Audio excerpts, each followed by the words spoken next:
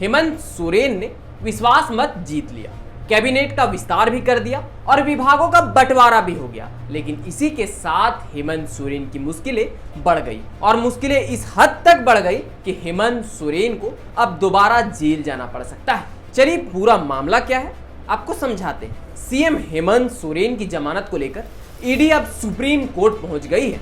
ED ने मुख्यमंत्री हेमंत सोरेन को 8.5 एकड़ भूमि के कथित अवैध कब्जे से जुड़े मनी लॉन्ड्रिंग मामले में दी गई जमानत को चुनौती दी है। इसके लिए जांच एजेंसी ने सुप्रीम कोर्ट का दरवाजा खटखटाया है। ईडी ने कहा कि हेमंत सोरेन को जमानत देने का झारखंड हाई कोर्ट का आदेश गैर कानूनी है और कोर्ट ने यह कहकर गलती की है कि हेमंत सोरेन के खिलाफ कोई प्रथम दृष्टया सबूत नहीं है। यानी कि हाई कोर्ट ने कहा था कि हेमंत सोरेन के खिलाफ कोई ठोस सबूत नहीं है। बता दें कि यह घटनाक्रम सीएम हेमंत सोरेन के नेतृत्व वाली सरकार द्वारा अपना बहुमत साबित करने के बाद हुआ है। यह खबर ऐसे समय में आई है जब हेमंत सोरेन सरकार ने फ्लोर टेस्ट में बहुमत हासिल कर लिया था। हेमंत सोरेन कैबिनेट का विस्तार भी कर लिया गया था। पूर्व मुख्यमंत्री चंपई सोरेन और इंडिया गठबंधन के 10 अन्य नेता ने भी मंत्री के तौर पर शपथ ली। इससे पहले 4 जुलाई को जेएमएम के कार्यकारी अध्यक्ष हेमंत सोरेन राज्य के 13वें मुख्यमंत्री के रूप में शपथ ली थी। एक दिन पहले 3 जुलाई को चंपई सोरेन ने मुख्यमंत्री पद से इस्तीफा दे दिया था।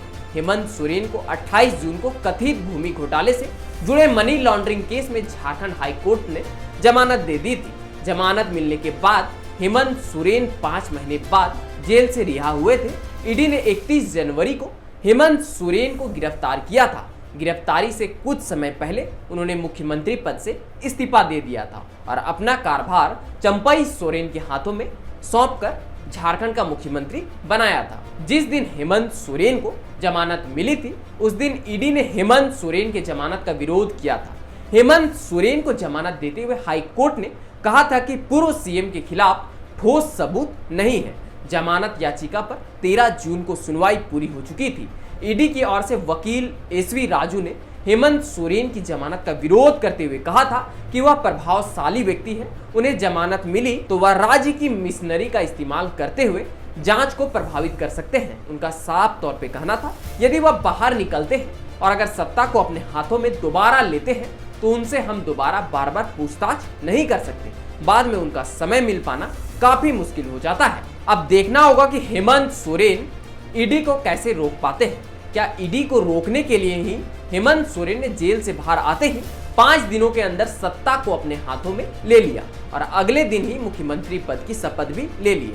अब हेमंत कैबिनेट में मंत्री भी चुन लिए गए। अब देखना दिलचस्प होगा कि ईडी हेमंत सोरेन को कब तक समन करती है और क्या उन्हें फिर से गिरफ्तार किया जा सकता है, क्योंकि आने वाले 5 से 6 महीनों में विधानसभा चुनाव होना है और ऐसे में अगर हेमंत सोरेन की गिरफ्तारी होती है तो इंडिया गठबंधन को बहुत बड़ा झटका लग सकता है। लेकिन कहीं ना कहीं हेमंत सोरेन ने भी इसकी प्लानिंग कर रखी होगी, क्योंकि उनका अचानक से मुख्यमंत्री बनना एक संदेह उत्पन्न करता है और इंडिया गठबंधन ने भी यह ऐलान कर दिया है कि आने वाले विधानसभा चुनाव में सीएम का चेहरा हेमंत सोरेन ही होंगे। लेकिन अभी जिस प्रकार की स्थिति बनी हुई है, अगर ऐसे में हेमंत सोरेन की गिरफ्तारी होती है तो मुख्यमंत्री पद कल्पना सोरेन को मिल सकता है, क्योंकि जिस प्रकार लोकसभा चुनाव में कल्पना सोरेन ने अपना प्रभाव दिखाया इससे सभी नेता सहमत थे। क्योंकि अभी वर्तमान में जब हेमंत सोरेन मुख्यमंत्री बने उस वक्त कल्पना सोरेन की भी बातें चल रही थी, लेकिन चंपई सोरेन ने इससे इनकार कर दिया। आप क्या सोचते हैं इसके बारे में